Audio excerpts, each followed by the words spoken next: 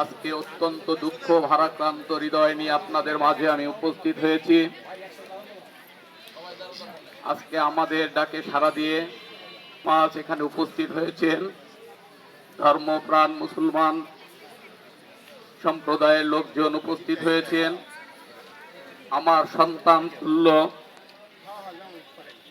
ছোট ছোট কোমলমতি শিশুরা এখানে উপস্থিত হয়েছেন।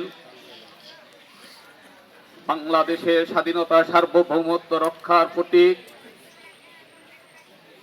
বাংলাদেশের গণতন্ত্র রক্ষার প্রতীক, আপসহীন নেত্রী, যিনি এই দেশের জন্য তার স্বামীকে হারিয়েছেন, যিনি এই দেশের জন্য তার সন্তানকে হারিয়েছেন, যিনি এই দেশের জন্য তার মাথার উপর যে ছাদ ছিল তার সেই বাড়িঘর হারিয়েছেন, কিন্তু তিনি এই দেশের জনগণের জন্য এক বিন্দু পরিমাণের আপোষ তিনি করেন নাই স্বৈরাচারের সাথে।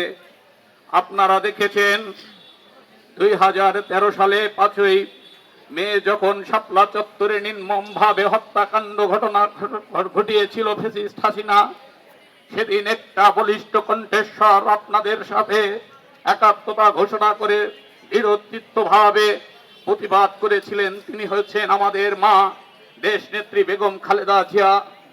আজকে বিনা অপরাধে মাসের পর মাস, বছরের পর বছর জেলে রেখে তাকে স্লো পয়জনিং করে মৃত্যুর দিকে ঠেলে দিয়েছে।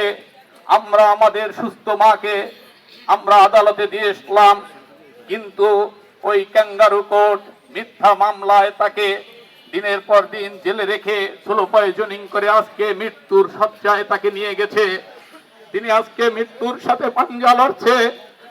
প্রিয় ভাইয়েরা আমার, আপনারা ধর্মপ্রাণ এইখানে যারা উপস্থিত আছেন, আপনাদের কাছে আমার করজোরে মিনতি, এটা কোনো রাজনীতি নয়। আমার দেশের অখণ্ডতা রক্ষার জন্য, আমার দেশের স্বাধীনতা রক্ষার জন্য, আমার দেশের ধর্ম, যার যার ধর্ম তার তার ধর্মকে সুন্দরভাবে পালন করার জন্য, একটি সাম্প্রদায়িক সম্প্রীতি বাংলাদেশ গড়ার জন্য আমার নেত্রীর বেঁচে থাকা দরকার। আপনাদের কাছে তাই আমি করজোরে মিনতি করছি, আসুন পরম করুণাময় রব্বুল আলামিন সে মহান আল্লাহর কাছে আমরা দুই হাত তুলে মোনাজাত করি। হে আল্লাহ, আমাদের নেত্রী আমার মাকে তুমি সুস্থ করে দাও, তুমি এই দেশ সেবা করার সুযোগ করে দাও, আমার মাকে তুমি সুস্থ করে দাও। এই বলে আমি আমার বক্তব্য শেষ করছি। আপনাদের কাছে আবারও আমি দুই হাত তুলে আমি ভাষা হারিয়ে ফেলেছি। আমি আপনাদের কাছে আকুতি করতেছি আমার মায়ের জন্য, আমার নেত্রীর জন্য। আপনারা দুই হাত তুলে দোয়া করবেন যাতে তিনি সুস্থ হয়ে আবার আমার এই দেশকে তিনি পরিচালনা করতে পারে। এই বলে আমি আমার বক্তব্য শেষ করছি।